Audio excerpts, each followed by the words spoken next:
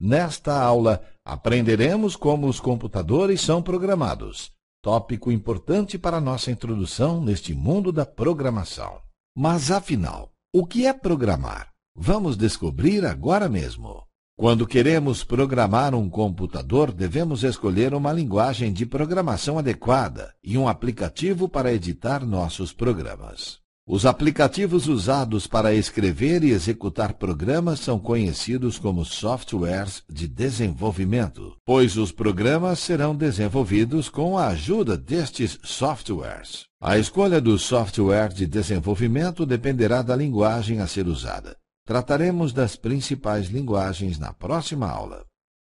Após escolhermos uma linguagem de programação, devemos conhecer o modo de escrever seus comandos corretamente. Chamamos isso de sintaxe da linguagem. Mas não basta conhecer a sintaxe da linguagem para se tornar um programador. Temos que criar a lógica do programa, ou seja, combinar os comandos de uma maneira especial. A forma como os comandos são combinados para resolverem problemas é conhecida como lógica de programação e é a base de aprendizagem para qualquer iniciante nesta área. Programar exige organização e atenção. Neste exemplo, as linhas deste programa foram digitadas de maneira organizada. Inserimos um recuo para melhorar a visualização do código. Já este outro programa realiza os mesmos cálculos do anterior, mas sua escrita é confusa e desorganizada. As tubulações são muito utilizadas na programação. Elas servem para deixar um espaço entre o início e fim de uma estrutura lógica. Veja que usando apenas um recuo entre linhas, podemos perceber a parte do código que calcula a média e a parte que verifica se o aluno está aprovado ou reprovado. Em programação, chamamos este recuo de indentação e usamos para melhorar a estética do programa. Este programa foi escrito para solicitar duas notas de provas, calcular a média e informar se o aluno foi aprovado ou reprovado. Vamos executá-lo. Neste momento, o computador está lendo cada linha digitada pelo programador e aguardando as notas serem inseridas. Seguindo a lógica, teremos o cálculo da média e o resultado na tela. Mas você pode estar se perguntando, como o computador guardou as notas inseridas pelo usuário?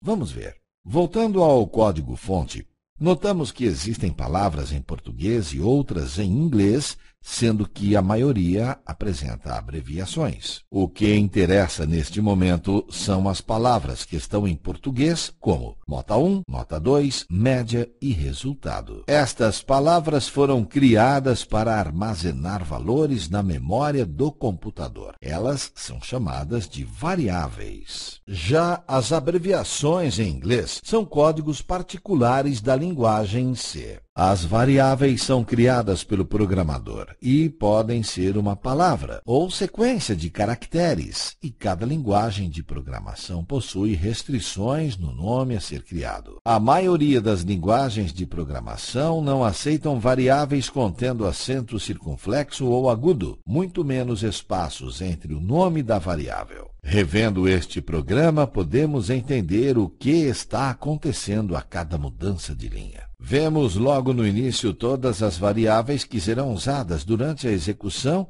e, nas linhas seguintes, os comandos da linguagem para escrever uma frase na tela do computador. Seguindo a estrutura lógica do programa, vemos que após as duas notas serem armazenadas, pode-se calcular a média entre elas usando uma expressão matemática simples. Note que as linhas estão descrevendo cada comando que o computador deve realizar, exatamente como faríamos no caderno. A variável média foi criada para guardar na memória do computador o resultado desta expressão matemática. Por fim, o programa irá comparar através de comandos se a média calculada é maior ou menor que 7 e, conforme for, poderá mostrar na tela a palavra aprovado ou reprovado. Nesta aula, aprendemos o que é programar e como podemos desenvolver o raciocínio lógico usando códigos de programação. Na aula seguinte, conheceremos um pouco das principais linguagens de programação.